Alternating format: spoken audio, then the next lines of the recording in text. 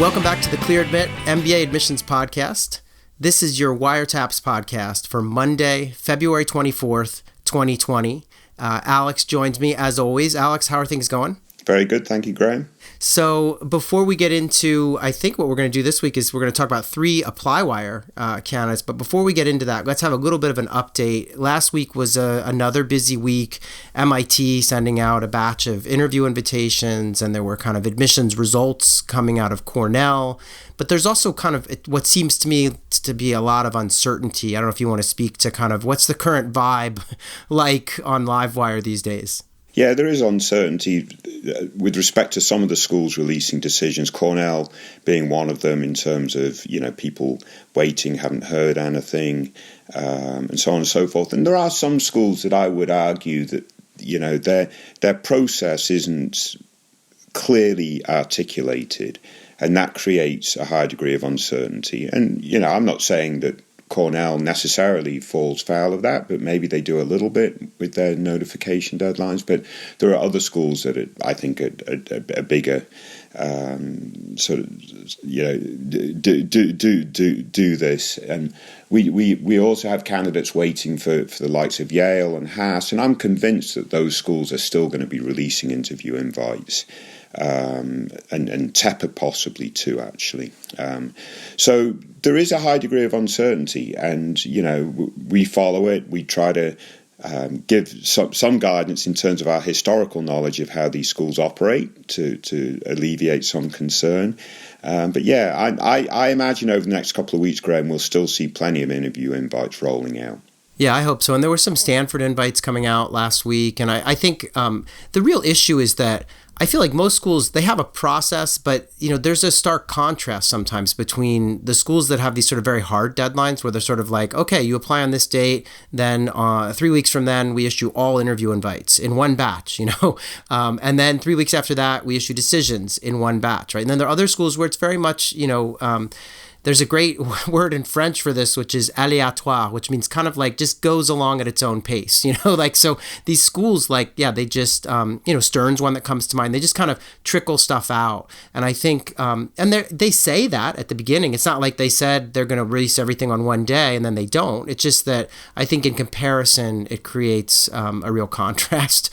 And that can be challenging. But yeah, hopefully more interview invites are coming. And now I did want to ask you, there have been a couple of, I guess what we could call admissions bloopers this year. Yeah. And they ranged from, I remember back earlier this year, I guess it was MIT had a bit of a tech snafu, resulting in them extending their deadline for application. But there have been a couple of recent ones. Do you want to speak to those at all? Yeah, sure. And before I do, back to these deadlines, during my time at Wharton, which obviously several years ago now, I was a huge advocate of sticking to deadlines, announcing when we're going to do stuff and doing it on those dates. And I'm really glad to see a number of schools taking that approach. And I think the standard for that now is Harvard, and so forth. So yeah, no, I think that's definitely the way to go. In terms of, a couple of bloopers recently, and sort of smile a little bit about it, but in some circumstances it's actually not that particularly good. I think USC Marshall sent out an email and to a group of candidates and copied everybody on the email so you could see the email addresses of all the other candidates. That I guess is some kind of privacy concern. I'd be a little bit annoyed if I was revealed in that sense. And then Wharton, in its when it was releasing its interview invites, those that it wasn't inviting, it denies. I think it sent out a different deny letter. I think it denied them for a different program. Yeah, so it was a JD-MBA, so it was the joint JD-MBA rejection letter that people got. And so I don't know, maybe this is some kind of new marketing strategy on the part of the law school to build awareness. Yeah.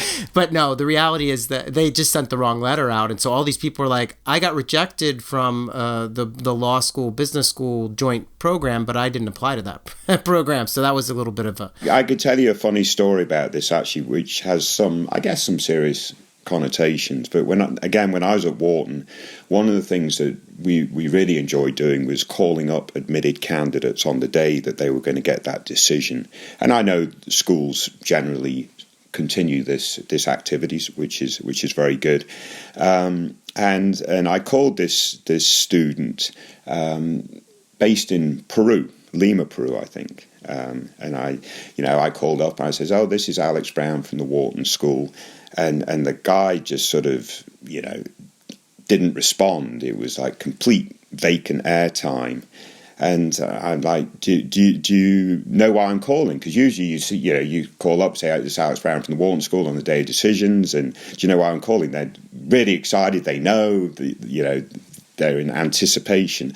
And the guy says, "Well, you rejected me." I'm like, "What?"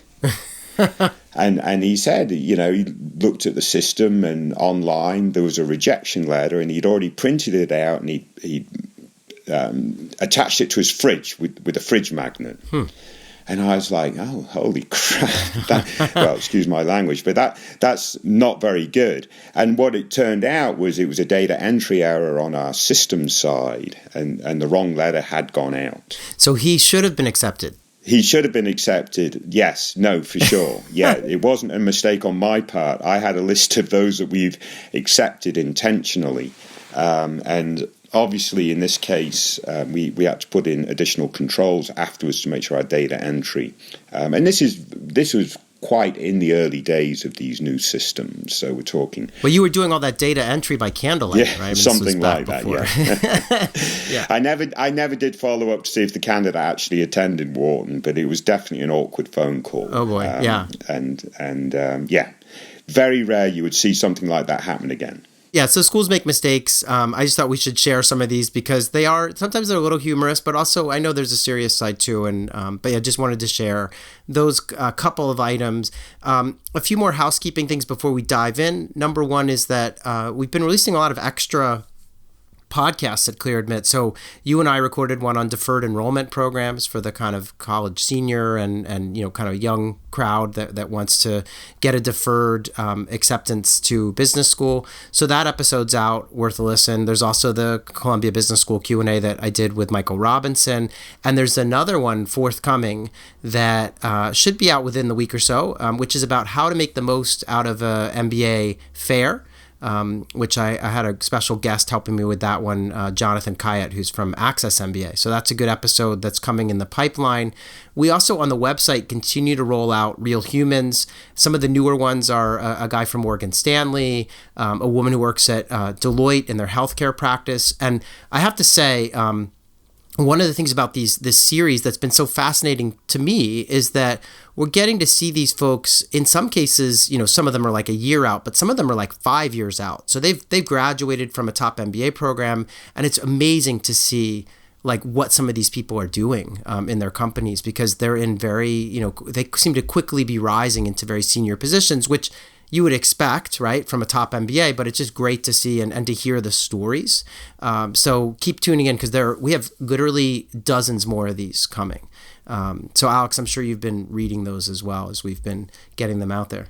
Yeah, no, quite honestly, I think it's the best sort of series of content that we've produced for quite some time. Good. Yeah, agreed. One last thing. I don't know to what extent, we've been getting a lot of posts in ApplyWire from people applying next year. And I just wanted to point out that the school, what we call our school landing pages on the website are just filled with really great information. I mean, to the extent that Google is now indexing them as being kind of the answers to certain questions like, what does it cost to go to the school? Or what's the percentage of women? What's the average test score? So obviously, if you're in the research phase, just go to the menu on our site. You can find a school that you're interested in learning more about, and you can kind of get all the key information in one sort of one-stop shop. And it's not, veiled in kind of marketing language that you would see on a school website. We're just trying to give people the facts and figures and the basic info. So one other thing, Alex, you are now at 162 likes. So people continue to like the feedback you're giving. I have moved up a bit. I'm at 48. Still, really far behind, but working my way back into contention, hopefully. We will see. I think I added about 10 of your likes, no. Graham, because I just like the fact that you're really helping out. All right. So one last thing as well. We're interested. Alex and I were talking the other day, and we realized that we've had it's got to be more than 70 candidates take part in wiretaps, be kind of a featured candidate on the show. And I would just say, if any of you folks are listening, it'd be great to go back into your original ApplyWire entry and just let us know, what's going on. How, has anything happened? Have you applied to school? Have you kind of shifted your strategy? Have you gotten a new test score? Whatever it is, feel free to update us. We are able to see those updates because you can sort ApplyWire by recent comments. So we'd just love to hear from you and kind of keep in touch. And Alex and I have some ideas that we're kind of just sort of percolating on about how we want to kind of bring some of these former wiretappers back into the fold on the podcast or in other ways. So by all means, update your posts if you can. And without further ado, Alex, I guess we should dive into it. I did want to mention that our sponsor is the evening and weekend program at the Kellogg School of Management. Really love their support. We're really appreciative of all the support Kellogg's giving us. And I want our listeners to know that you can reach your highest career goals while earning an MBA part-time. The evening and weekend MBA program at the Kellogg School of Management, which is conveniently located at their downtown Chicago campus, offers flexible study options to fit your lifestyle and match your experience. By graduation, you'll share the same toolkit, skills, and network as the school's most prominent alumni. You can visit kellogg.northwestern.edu/EW to learn more. So, Alex, let's dive in. There are no decision wire entries today. You picked 3 ApplyWire entries. Any reason for that? We're not getting a lot of undecideds, or? We got some really interesting ApplyWire entries this week, which was very good. The undecided on the decision wire, less so this week. And I just think that's a sort of seasonal, we're now we've moved away now from the round 1 decisions, and we're sort of partway through the round 2 cycle now. So there's less sort of undecided situation. So that was a thing. And I'll tell you, Graham, we've only got 18 minutes left. So let's kick on. All right. So wiretaps candidate number 1. This is an ApplyWire candidate, and they are applying to Dartmouth, HBS, MIT Sloan, and Wharton. They want to start in fall 2021. And they've been working in healthcare consulting and are looking post-MBA to do consulting, but more general consulting, and target companies are BCG and McKinsey. GRE score 323, GPA 3.8, and this person currently has 3.5 years of work experience. They're located in Toronto, and it is a Canadian applicant. And they did mention that they love both the podcast and our guides. And I guess they are, an interesting candidate in that not only do they work in healthcare, but they've had a lot of firsthand experience with the healthcare system because they have a disability, which is, given them extensive exposure to the healthcare system and fueled the passion that they have for this domain. So Alex, you had some back and forth, and actually so did I think, with this candidate, but what's your take on this candidacy and, the target schools and everything? Yeah, I think this is a really interesting candidate, Graham. Not only have they got really sort of, it appears to be very strong experience in the healthcare domain, both in the sort of consulting side and then actually working in a hospital internally. But they also have a disability, which clearly seems to be the reason for this passion and interest in healthcare. They didn't disclose the disability, but nonetheless, that sort of you can really see why they're truly passionate and interested in not only healthcare now, but executing on healthcare in the future and going forward. Obviously, they've had to overcome a bunch of stuff personally, I guess, relative to their disability. So lots of interesting stuff here. As far as I can figure out. They're also interested in the MBA dual degree with the MPP, I guess, with the Harvard Kennedy School.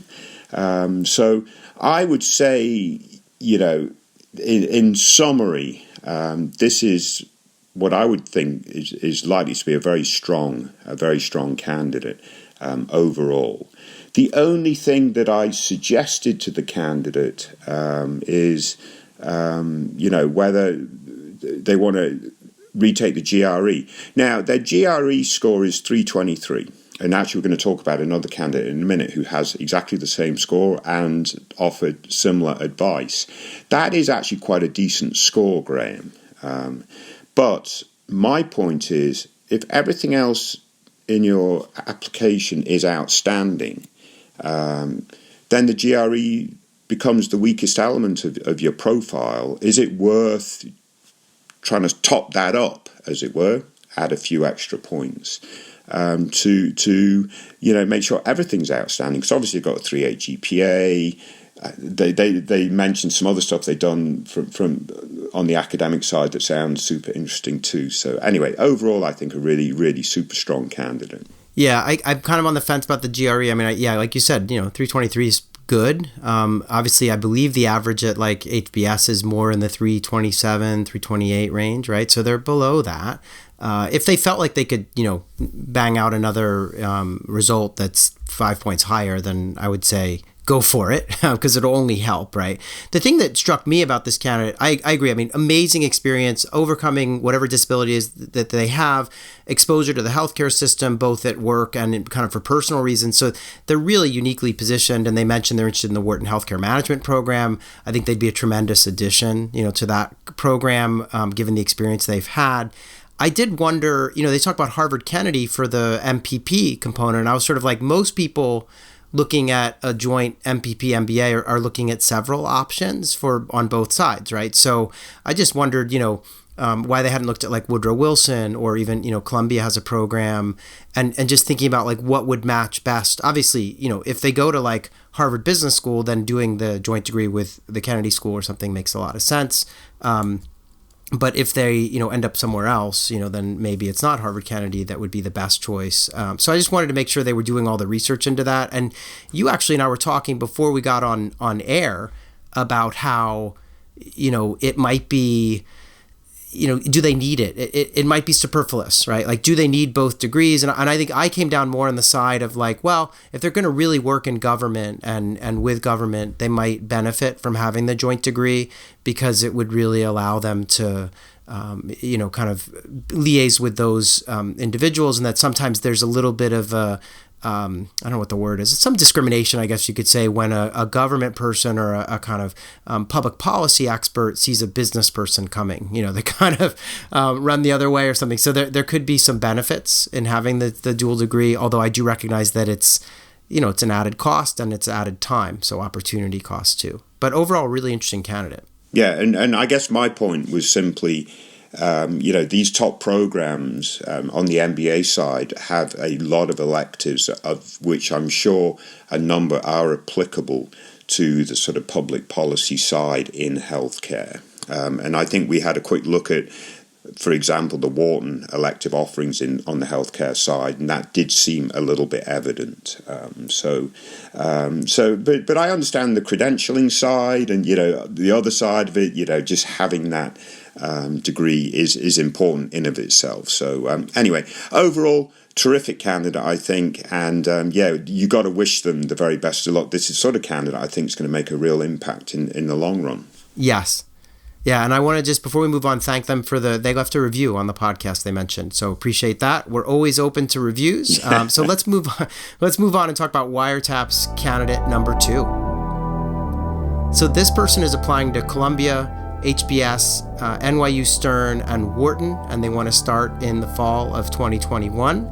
The career experience to date has been in operations, and they want to get into kind of consulting post-MBA, at least as a near-term kind of goal, with a Bain, BCG, or McKinsey.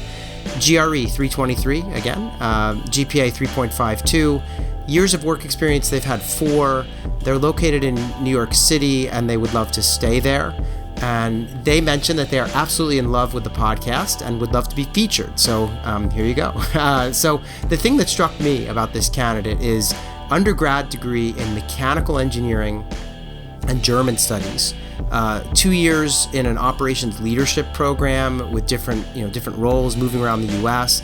And right now they're working as a project manager in construction and kind of the architectural industry in New York, they're focused on building modernization projects.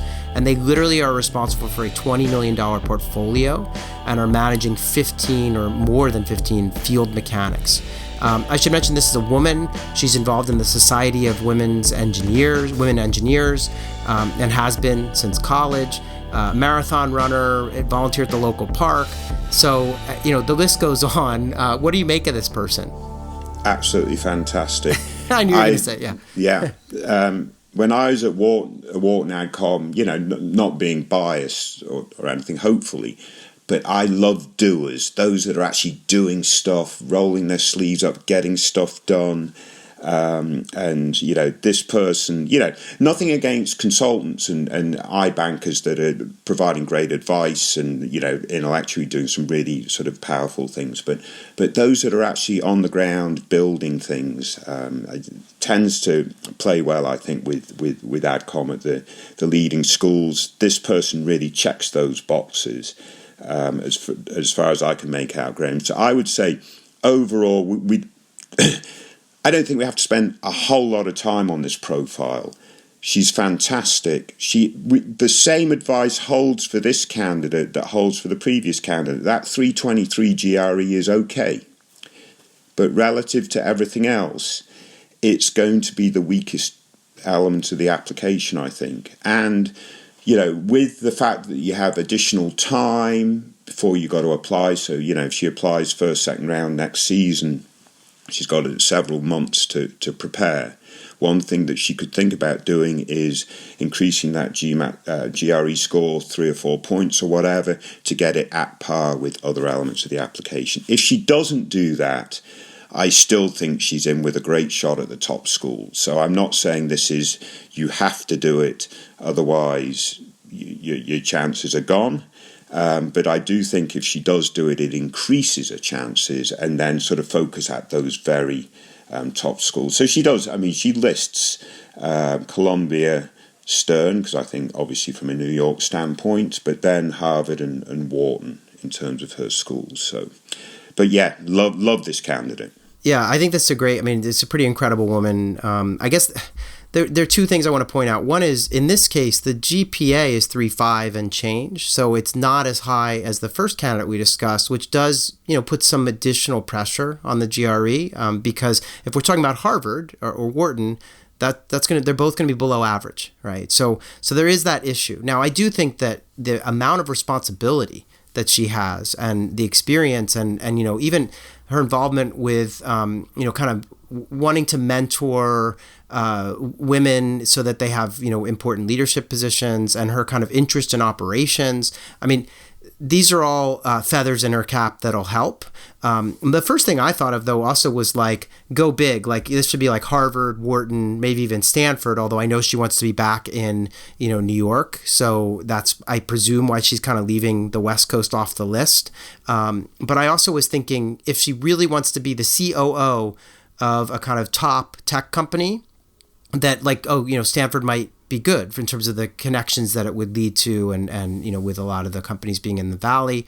I also felt like, this is maybe just personal bias here, but I felt like if she really is passionate about operations and, the heavy lifting stuff, that the curriculum at a place like Wharton might really appeal to her, more so, and even at maybe MIT, which isn't on her list, but more so than some of the other schools on her list. But that just, could be a little bit of bias on my part, having been to Wharton, but just wanted to mention that before we move on. So, but yeah, great candidate. The last thing, I love the fact that she's engineering and German studies, because it suggests a kind of really good kind of balance that schools look for in future leaders. So anything else on this one, or should we move on to the next? No, I think your points are well taken, and yeah, why not at least look at that first essay from Stanford and see if it resonates. But yeah, I think certainly Sloan is a great addition to this person's target programs. Yeah. Okay, so let's talk about Wiretap's candidate number 3. So this person's applying to, or thinking of applying to, Tuck, Duke, Harvard, Michigan, MIT, Kellogg, Stanford, Booth, Wharton, and Yale, starting in 2021. Pre-MBA career has been in IT audit and then some tech consulting. Post-MBA career target is consulting and then working at a place like Bain, BCG, or McKinsey. The GPA is 3.84, and this person has 3 years of work experience. They are located in Chicago and would like to stay in Chicago, but they're mostly location agnostic, they say. So sort of, I guess they prefer Chicago, but would go other places. They're currently kind of looking at schools. So I think the list is long because they're still trying to figure out where they might want to apply. And they're leaning more towards, they say, schools that could send graduates to the Midwest, but they don't really have a preference except that they don't want to be in New York. So in any event, there was a lot of dialogue here with this candidate, and they said they want to work at the intersection of tech, which is where they are now, and maybe real estate, and that they've done some real estate investing on the side. They also mentioned in a comment that they have a lot of knowledge and experience with blockchain. So what do you make of this? Because for me, there's some positives, but there's also kind of a lot going on, and that was confusing to me at times. So what's your take?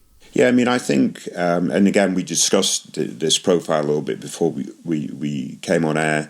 If they get the 730 plus GMAT, which they're targeting, which is an outstanding score if you can do it. So good luck with that. With the combination of the good GPA and so forth, they're clearly a smart person. I think one of the things that they're going to need to do quite well at is just synthesizing everything into a nice cogent story so that their plan and everything really does make sense, making sure that they not overuse of jargon and stuff in their applications. I think it's fantastic that they've been doing stuff in AI and blockchain. I'm still trying to get my head around all that stuff, and I teach a digital strategies course, so it's really, clearly this stuff is super interesting. And so on and so forth. So if they're doing good stuff in that regard, I think schools will be interested in that, because all schools are trying to get their head around how some of these sort of very recent technologies are going to transform businesses. And there's no doubt in my mind they are. You've only got to look at what Google and Amazon and so on and so forth are doing with all their big data. It's just really fascinating.